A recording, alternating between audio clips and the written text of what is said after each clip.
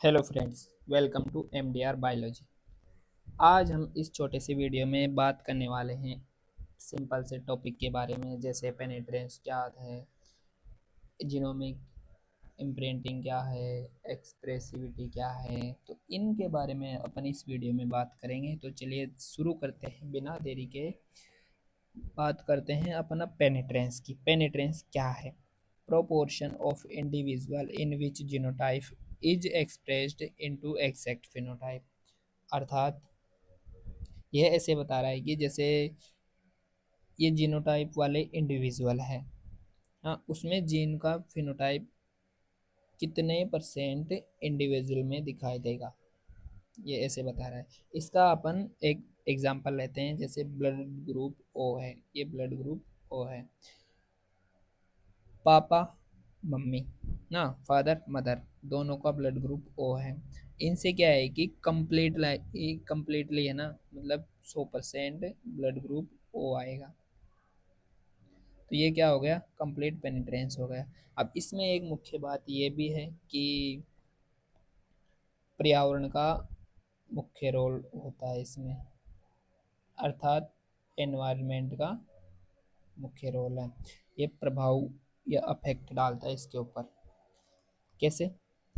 जैसे एक फील्ड है, खेत है ये। अब खेत में क्या है कि 100 प्लांट है, वह लंबे बादा पे लंबे। तो इसमें से 3 बोने रह गए, 3 बोने रह गए।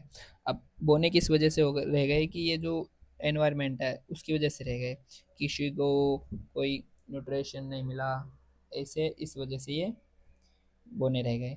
इनका जीनोटाइप तो कैपिटल टी टी है, अर्थात लंबे ही है, लेकिन ये किसी कारणवश टेम्परेचर, न्यूट्रिशन तो ईटीसी वगैरह, इनके प्रभाव में ये बोने रह गए। तो क्या है कि पेनिट्रेंस है ना, इसका पेनिट्रेंस कितना आया? जैसे 97 अपॉन टोटल, फिर इंटू 100, तो 97% आ गया ये। अब इसके बाद में अपन पढ़ते हैं एक्सप्रेसिविटी। क्या है ये एक्सप्रेसिविटी? तो देखते हैं एक्सप्रेसिविटी क्या है। Ability of genotype to express itself into phenotype. अर्थात ये ऐसे बता रहा है कि कोई जीन है, उसका फिनोटाइप अलग है, तो ये अलग अलग इंडिविजुअल में कितनी मात्रा में दिखाई देगा। मतलब ऐसे बता रहा है कि कोई जीन का फिनोटाइप जीनोटाइप से आएगा ना, तो वो कितनी मात्रा में आएगा, ऐसे बता रहा है। Some genotype to express itself differently in different individual. तरह की ये जो जीन है ना, सब में एक्सप्रेस हो रहा है, लेकिन किस में कितना इफेक्ट दिख रहा है। तो देखते हैं, एग्जांपल लेते हैं इसका। जैसे प्लांट एक है, प्लांट एक कैपिटल टी टी, तो ये 8 फीट का। प्लांट दो capital T T 8.2 feet. Plant तीन कैपिटल टी टी 8.5 फीट। ये ना इंडिविजुअल स्पेसिफिक एक्सप्रेसिविटी दिखा रहा है। अपन दूसरा एग्जांपल और ले लेते हैं, जैसे माना हुआ है पर्सन ए। अब इसमें क्या है कि एक एक्स्ट्रा फिंगर है। अब पर्सन बी, इसमें 2 एक्स्ट्रा फिंगर हैं, 3 इसमें एक्स्ट्रा फिंगर है। तो ये सीधा सा सिंपल सा ऐसे बता रहा है कि किसी जीन का फिनोटाइप अलग अलग इंडिविजुअल में कितनी मात्रा में दिखाई देता है, अर्थात कितनी इंटेंसिटी में दिखाई देता है। फिर इनकम्प्लीट पेनिट्रेंस। क्या है ये incomplete पेनिट्रेंस? when the genotype is not completely expressed into expected phenotype। सीधी सी बात है, जीनोटाइप completely expressed नहीं हो रहा एक्सपेक्टेड फिनोटाइप में। फिर gene present but not expressed, अर्थात जीन तो प्रेजेंट है लेकिन वो एक जगह ये एक्सप्रेस्ड नहीं हुआ। फिर है प्लियोट्रोपी। क्या है ये प्लियोट्रोपी के बारे में देखते हैं। Condition where a single genotype control more than one phenotype. अर्थात ऐसे बता रहा है कि एक जीन है ना, वह एक से अधिक फिनोटाइप को कंट्रोल करता है। जैसे जीन एक है, ये सामान्य उदाहरण है ना। तो फिनोटाइप एक को भी कंट्रोल करेगा, फिनोटाइप दो को भी कंट्रोल करेगा, फिनोटाइप तीन को भी कंट्रोल करेगा। अर्थात ऐसे बता रहा है कि जैसे कोई एक आदमी है, वो तीन चार को कंट्रोल कर रहा है, तो ये है ना प्लियोट्रोपिक कहलाएगी। इसका अपन सिंपल सा एक एग्जांपल लेते हैं, PKU अर्थात फिनाइल कीटो यूरिया। अब ये है ना तीन फिनोटाइप कंट्रोल करता है, जैसे mental retardness, blue eyes, skin light. फिर एक दूसरा उदाहरण हो रहा है, example, lethal gene of mice. Mice का ये जो लीथल जीन है ना, वो इसका ये जीन, ये देखो, Y L Y L, small Y small L, small Y small L. अब यह क्या दिखाएगा, फिनोटाइप इनको कंट्रोल करेगा। एक तो येलो पिगमेंट, एक ओबेसिटी, एक डायबिटीज लाइक कंडीशन, और एक ट्यूमर फॉर्मेशन। ज़्यादा वो नहीं है, सिंपल सी है। फिर है सिंट्रोपी।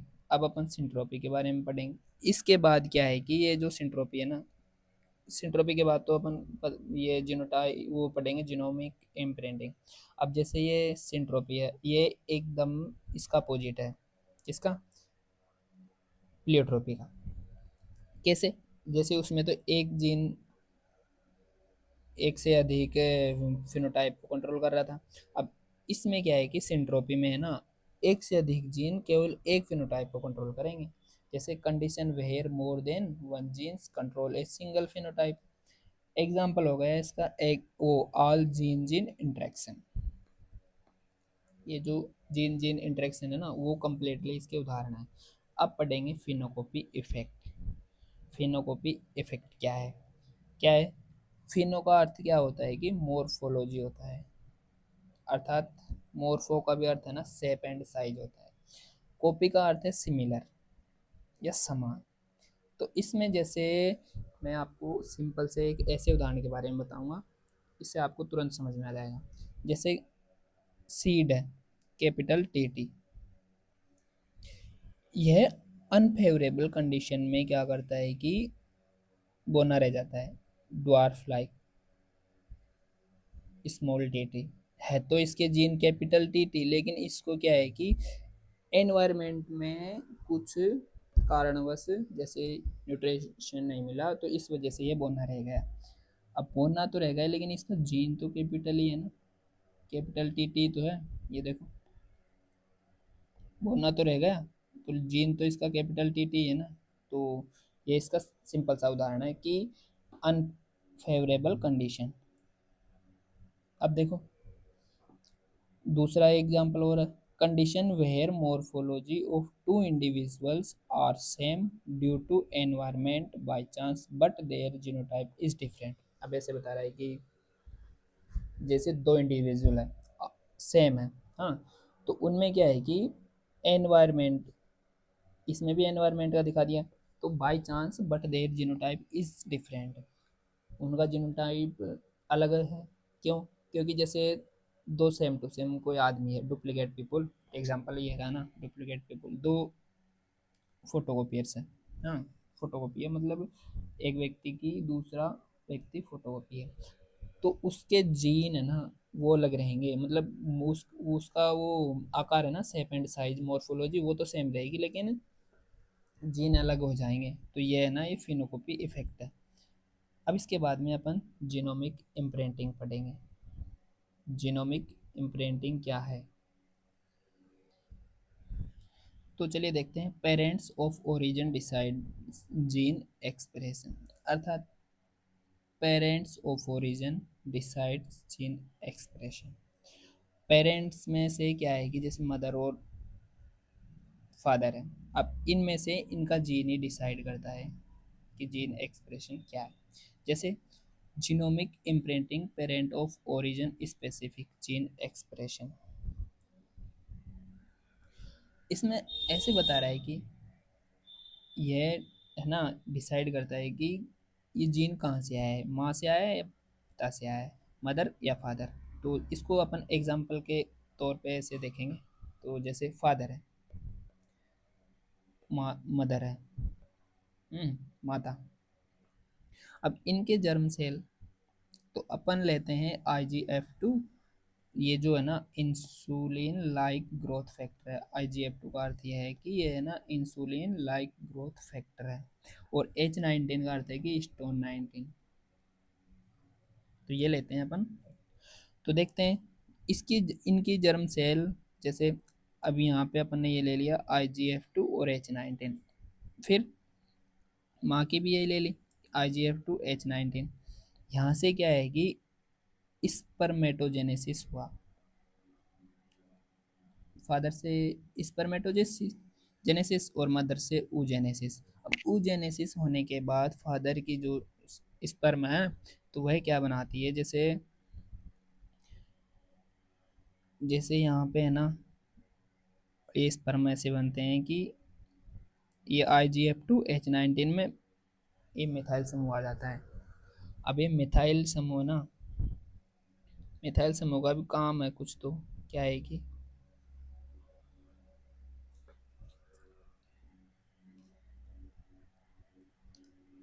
मिथाइल समूह कहाँ गया,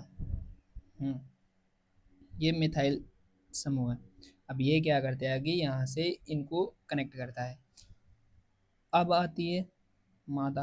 अब माता का क्या है, जैसे ये प्रक्रिया चल रही है। अब यहाँ से ऊजेनेसिस हुआ। अब ऊजेनेसिस होने के बाद यहाँ पे भी ये एक्स बने, तो एक्स से मिथाइलेशन हुआ, ये मेथिल समूह जुड़ा। तो अब यहाँ पे जब ये मेटिंग करते हैं, मेटिंग, तो इनसे क्या है कि जाइगोट बनता है। तो जाइगोट में जैसे एक तो पिता का, ये तो जीन पिता का, और ये माता का, मदर्स, ये फादर्स। तो दोनों का जीन यहाँ से आ गया, जैसे एक का पिता से आया और एक का माता से आया। अब जैसे इसमें ऐसे बता दिया, इस परिभाषा में सिंपल ऐसे बताया है कि ये जीनोमिक इम्प्रिंटिंग है ना, इसमें ऐसे पता लगता है कि ये जो जीन है ना वो कहाँ से एक्सप्रेस्ड हुआ है, अर्थात माँ से आया है, पिता से आया है, और माँ से कौन सा जीन आया है और पिता से कौन सा जीन आया है।